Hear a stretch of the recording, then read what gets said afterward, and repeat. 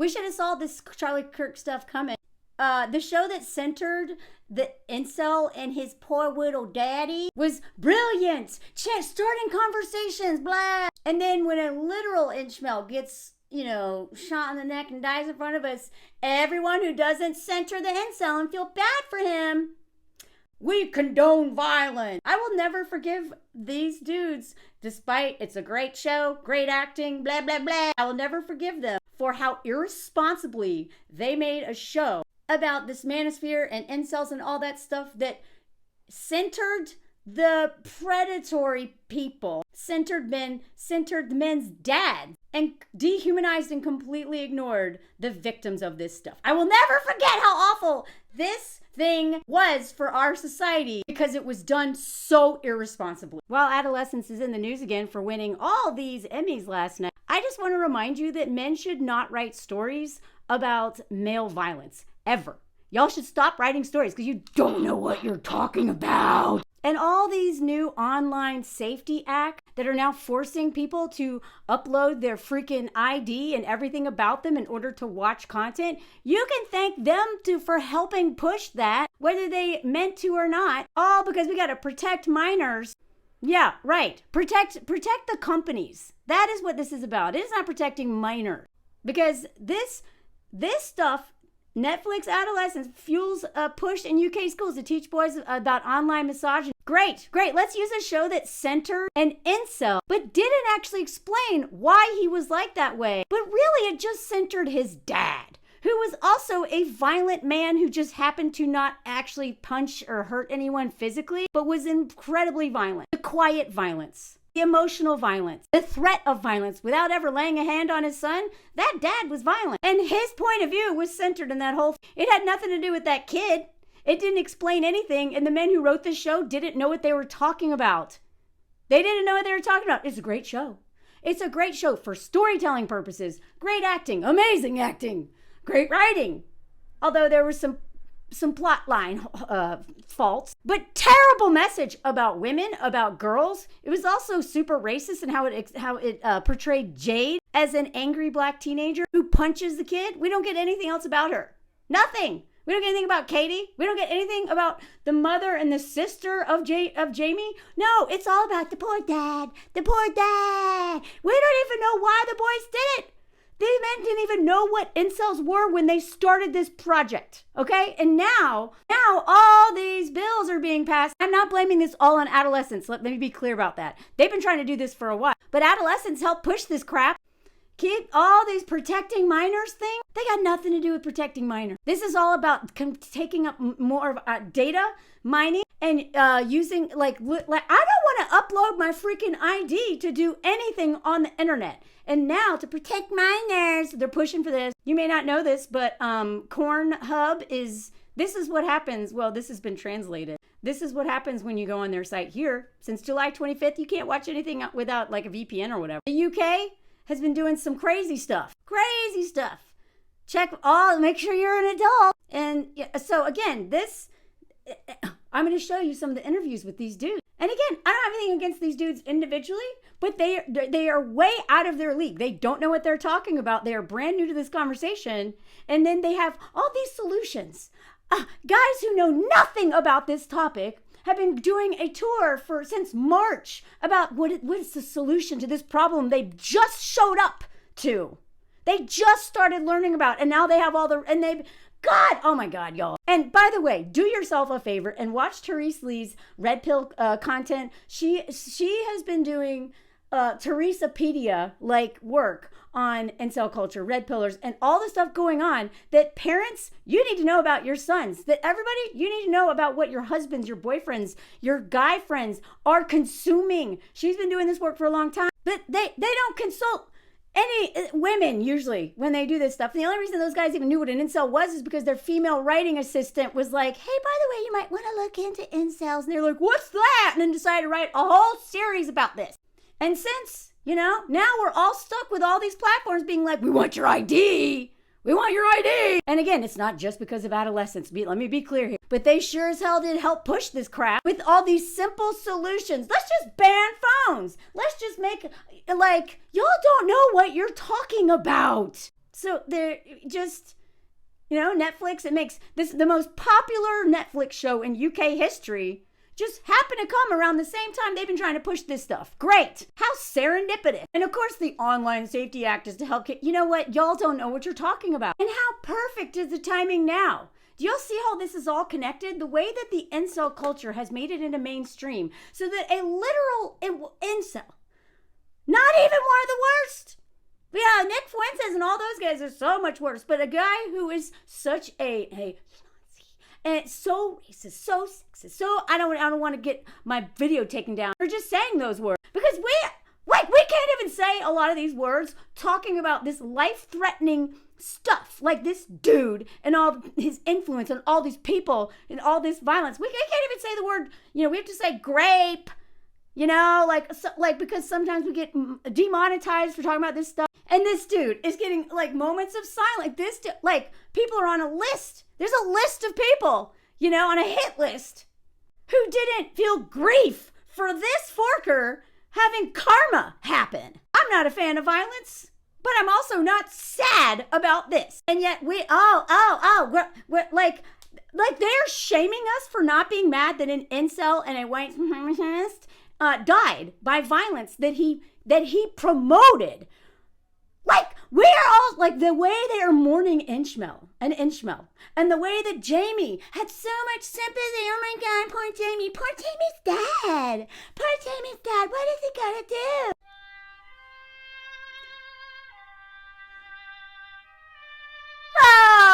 Meanwhile, all these girls and women die. Meanwhile, all of the most racist stuff that we've seen has become normalized in talking points. It used to be not okay to say this stuff, and now it's and we're supposed to feel bad for incels and their daddies. No!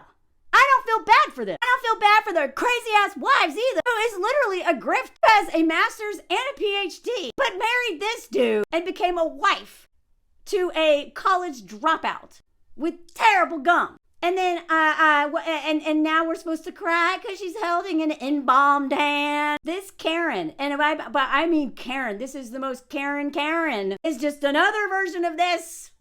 Okay, if you have not read this and you are a white woman, especially in the United States, and you don't understand why everybody keeps talking about race, read this book.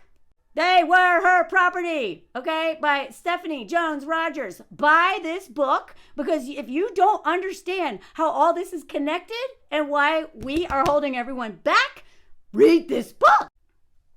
Sorry, this is a better screenshot. You can see the whole thing. Okay, let's give Emmys to all these dudes who are brand new to this conversation. Not this woman oh man, hold on. This one, Laura Bates, this book would explain everything, but do you think they read this book? I promise you they did not. Instead, we got the sad dad and the poor kid. And now this crap is being taught in French schools too. Not only the UK schools showing this everywhere, now the French schools and the Dutch schools are showing this stupid show. Now again, if it was just rated on storytelling and camera work and directing and acting, I'd be like, yay! And I was at first. I was like, pretty powerful. And the more I thought about it, the more this show pissed me the fork up. And what even made it worse is all these UK people, mostly English people, who trolled me for months for criticizing this. Well, at least somebody's talking about it. At least men care. I don't want men talking about this if they don't know what they're talking about. Shut up. Shut up. Shut up. Shut up. Hell, you know what? This has been talked about to death. It's just that studios don't put money behind this. This independent film that I watched a couple years ago, I think, this is what it's called in French. It's called Backlash in English. They explain what's going on way better than Adolescence did. And you know what? They also talked about how there are actually laws in Germany and some other countries that hold Facebook and some of these platforms accountable for soliciting violence, for inciting violence, for trolling people, for the hate. They actually hold some of them accountable.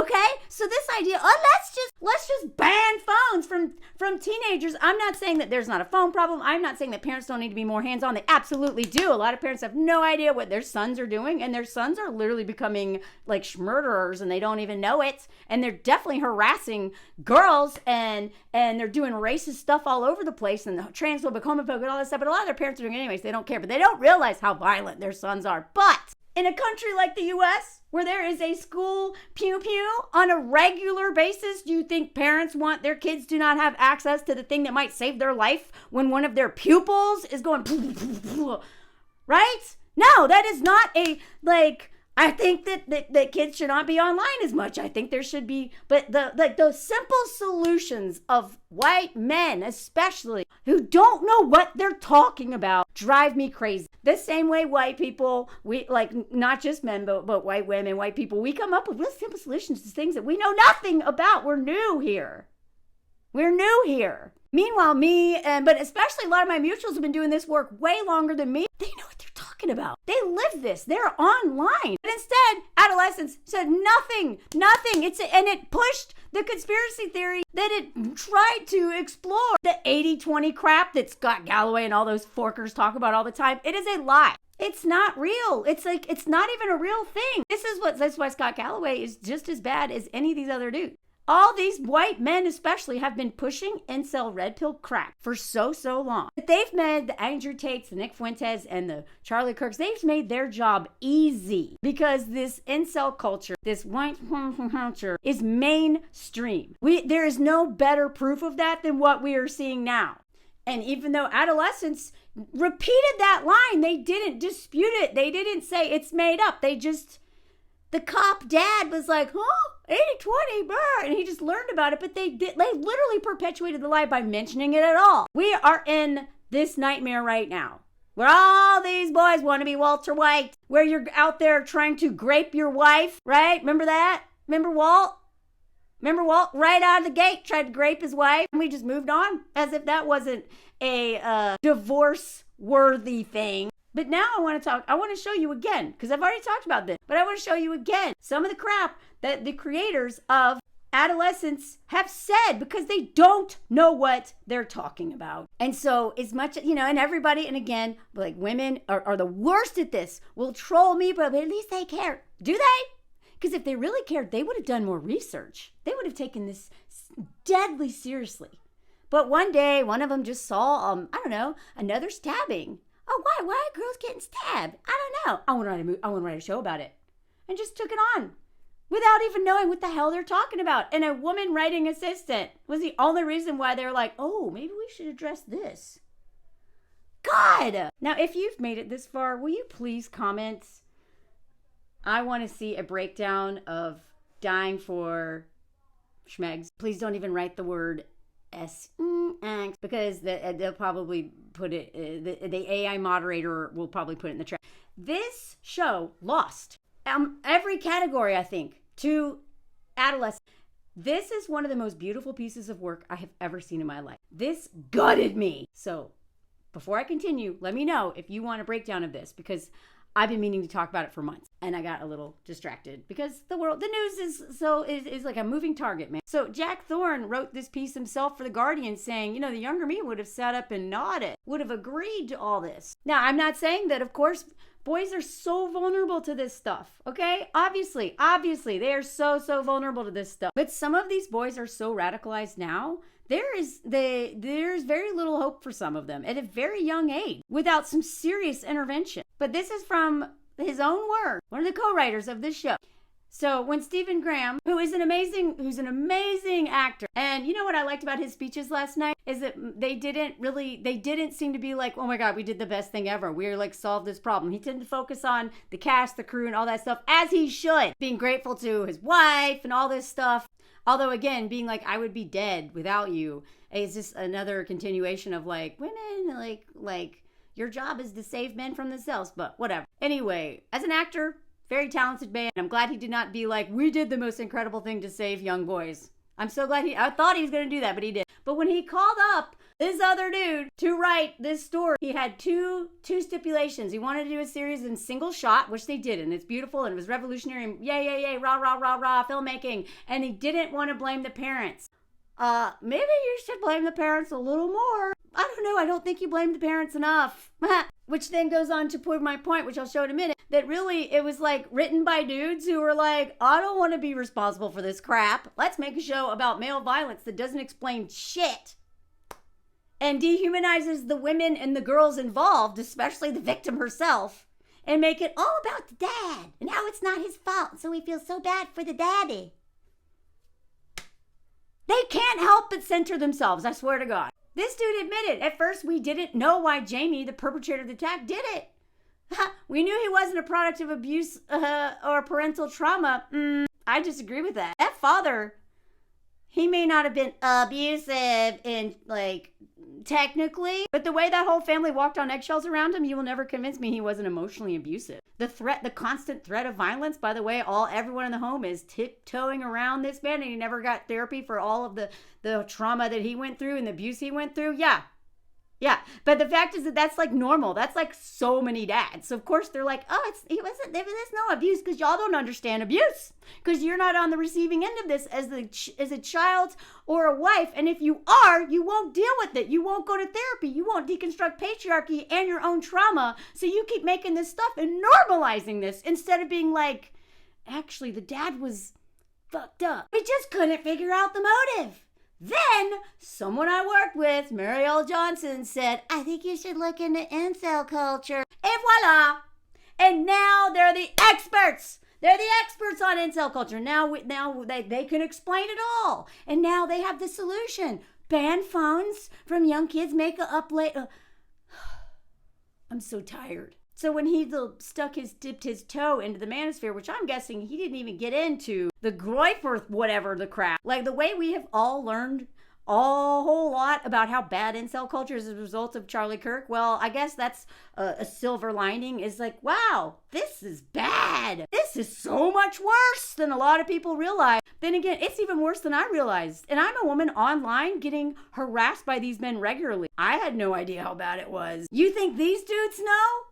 They probably spent like 5 days. Like, imagine being a woman who wrote a whole book. You guys could have hired her. Like, if you had just hired this woman. As far as I know, you did not. She should have been on set every day, in the writing room every day. Her and several women who've been writing about this for a long time, who literally do research on this, but now they're like, I'm just going to poke around on 4chan. Oh, look, you know what? Well, what he thought he was going to be confronted with anger and aggression. What I didn't expect was to quickly grasp the attraction of the manosphere. You found it attractive? That's very telling. The essential idea is see? Because y'all didn't know what you're talking about. This whole 80-20 thing would have made me sit up and frankly nod. Them bitches are ruining everything. The path then becomes, what do you do to upset the equation? How do you manipulate and harm in order to reset a female-dominated world that works against you? If you believe this one part of the logic, the other becomes conductive. Based on this interview, I am not sure that this man understands that the 80-20 thing is complete BS. I'm not sure if this man understands what the word patriarchy actually means and what the reality is. And if the way they made this show made me think y'all really don't know what patriarchy is. You don't understand incels because you don't understand patriarchy. But you want to show this in every school across Europe? You've already succeeded at it. The UK, the Netherlands, France. Now we gotta watch all this crap over here. God, the audacity, y'all. So another part of his interview, he says the only episode Stephen left me alone with was episode 3. He said to write a two-hander that looked into Jamie's mind. Writing it, I was shocked at how much of Jamie I had in me. I think you need to do more work on yourself and understand patriarchy, my dude, so that y'all stop giving into this. His pain, his anger contains sides of me I didn't want to see. Have you done that work now? Maybe you should have done this work before you wrote this character. Like, oh, there goes the rotisserie chicken. By the way, he's doing better, y'all. He's still not, he can't walk more than like a block. Not even, but the medicine's working. He comes from a good background like me. But okay, his dad's terrifying, but he's a brilliant boy. Oh, you're brilliant. Okay, like I was. Sorry, bright. Sorry, I read that wrong. Bright boy like me. The key difference between us, he had the internet to read at night, whereas I had. Oh God, I don't know. I feel like just saying this is the difference. He had the internet and I didn't. You're not explaining much. Y'all don't know the internet that we are dealing with. You do not know the internet that is literally turning bright, bright boys like you into schmurderers. And your refusal to really try to understand Jamie, but even more importantly, what they're doing to all of the people they're targeting, that's your real problem. But instead, the whole freaking show was us really centering on humanizing Jamie, but most of all, feeling bad for the dad. Jamie is not simply a product of the Manosphere. He's a product of parents that didn't see a school that couldn't care and a brain that didn't stop him. What are you talking about? You don't know what Jamie is a product of. Shh! Stop talking. Stop talking! God, this thing doesn't work the way it's supposed to. Put 3,000 kids in the same situation and they would do what he did. You spend any time on forums like 4chan and Reddit, spend any time on social media platforms, you end up quite quickly in some dark spaces. Yeah, we know that. But y'all's idea to just ban it or have everyone in the world have to upload their freaking ID, like any of these simple solutions that they are passing and trying to pass, that ain't it, bro. Parents can try to regulate this. Schools can stop mobile phone access, but more needs to be done. There should be government support because the don't care. Okay, the parents do not understand, right? Great. If y'all did one thing, you scared the crap out of parents, but you didn't actually explain the problem or what parents need to do, and you normalized all the things that create these very boys. Kate's loss is the apex of tragedy, but I hope it's okay to say that Jamie's a tragedy too. Oh, you said that. If anything, that's all you said. Jamie and his dad. What a tragedy for them. Way to center men in every problem as the main victim. As Tammy talks about in her book, The Empathy Gap, please buy it. She talks about how the monopolization of victimhood. There's a whole chapter called that. And that is what men do. That is what white people do. That is what the group in power who is causing so much endless harm, they do. That's what we do, is we monopolize the victim mentality and blame the people that are being harmed the most and take no accountability. And this is what they did with this show. And because white men have been telling stories for so long from their awful, terrible colonizer, misogynist, white supremacy mindset, we just continue to get stories about boys that are terrible. Because the real story, I've done so many videos on this, the real story behind Lord of the Flies is a beautiful story of boys who got trapped on an island and they created gardens and they created a democracy and they created really beautiful stuff. But when an alcoholic white man who is full of self-pity and self-hate and hates women and is just an entitled white man wants to write about this stuff, he writes a book and he makes all of the boys awful because men don't even understand themselves. They definitely don't understand what all this rage and stuff comes from. Some of it is capitalism, but some of it is just entitlement. Some of it is patriarchy that forces them to dehumanize themselves in order to have power over everyone. And then they try to shame us for being like, no, we don't need role models. We need radical action. Radical action that we haven't thought much about. Really don't know. We're not politicians. We don't know shit. We don't even know about incels, but no role models. Radical action. Like punishing everybody and make everyone's life online actually less safe because y'all's solutions you don't even know what you're talking about. Or you put these ideas out there and then help the people who've been trying to pass this stuff for a long time finally have their moment. Seize their moment. And this one statement I love, just a reminder, it will always fascinate me that real murder of girls and women occur all the time and no one really cares. But when it's dramatized for a Netflix show, it gets instant backing, endless conversations, media coverage, national attention, and now what? It was nominated, I think, for 8 Emmys and won maybe 5 or 6. And yet, we try to talk about the real thing, murder, abuse, toxic masculinity, misogyny, and we all are raging feminists if we bring it up.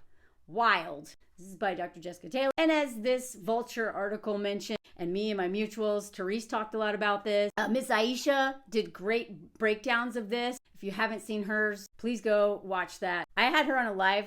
I've had her and Therese on live. By the way, I'm releasing my lives over time, like 40 minutes out of the 2 hours for publicly. So y'all gonna start seeing that soon. But if you want to be there, ask questions, and be a part of these amazing conversations, go to my Patreon. But Ms. Aisha made videos talking about aspects of this show that I have seen nobody talk about. And she understands because she works with boys and men a lot. What is behind Jamie's action? This show didn't touch on any of that. And this article, just show, go and read it for yourself. It's by Shannon Keating. She breaks down just how much they dehumanized women and girls in this show. The only time we see her alive is on the CCTV thing. And even though they say lines like, well, the perp only gets, always gets the front line. We always only follow the perp. Everyone will remember Jamie. No one will ever remember her. They ended up doing that exact thing. This show didn't show any new insight.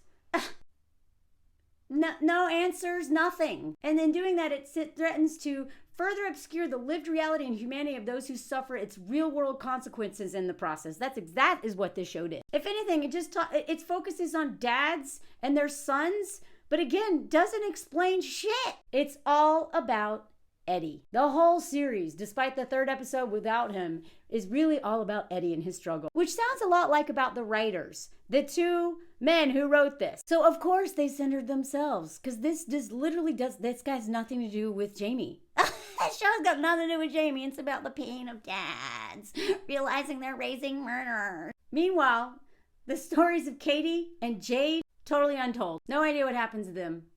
What about their shame? What about their rage? What about the sister? What about the mom? Who cares, really, right? So even though Graham's whole, this was what he said. We wanted you to look at this family and think, my God, this couldn't be happening to us. And what's happening here is an ordinary family's worst nightmare. But at the end of the day, wasn't it Katie's friends and family and Katie herself who experienced the worst nightmare of it all? And y'all didn't talk about that at all. And the writers have even said, Jamie's stories is finished. I don't think there's anywhere more we can take Jamie. So there's no series 2. Y'all didn't take Jamie anywhere. You didn't talk about Jamie. You did not deal with Jamie. Our aim is to try and tell Jamie's story as fully as we possibly could. And maybe trying to tell her story would dilute that in some way. And maybe we would be inadequate at that task. You in terms of like Katie's story, y'all were inadequate at telling Jamie's story. You didn't tell his story. We learned nothing. You told the dad's story. It was all about dad. And I'm not sure if you did that because you just couldn't help yourself from doing that because men can't help but center themselves in every story. Or maybe you wrote that like that because you wanted to be able to get an Emmy for your acting and you wanted to be the main character because you got way more lines maybe than Jamie or were just as important as Jamie. I don't know. But I'm telling you, men cannot see how they center themselves in everything. The same way white people, unless we're working on this stuff, we can't see that we always make us the default. And that's why if this story was about racial violence and it was written by white people, how do you think that would turn out? And what I mean by that is if they wrote a story about racial violence, they have to understand whiteness so forking well, and they're not going to understand it if they're writing about it, if they are not learning everything from the victims of that violence. And then they still may not be able to tell it very well and should probably collaborate and pay people on the receiving end of that violence for their feedback so that they don't miss the mark. These guys, they didn't bother doing that.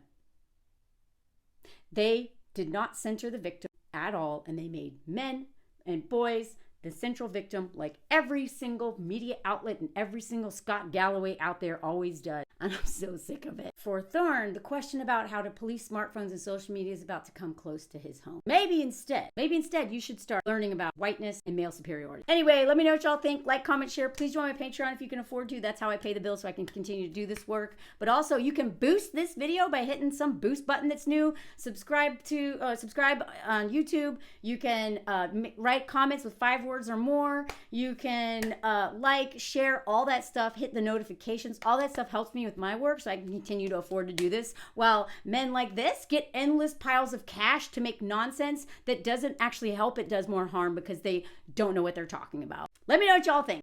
Comment song from Anthony's hometown village and the silly parade that's amazing, and had a Titanic ship made from scratch and attached to a tractor and dragged across the town, and had people wearing floaties and all kinds of funny stuff and steam. And look at this, it lifts up on its like it's sinking, and they also have, here they come, flares. Look at this. Oh my god, oh my god, oh my god, oh my god. This is incredible, and it's a tiny town that Anthony grew up in, and I go every year because it's amazing, and I'm gonna show the whole thing on Patreon.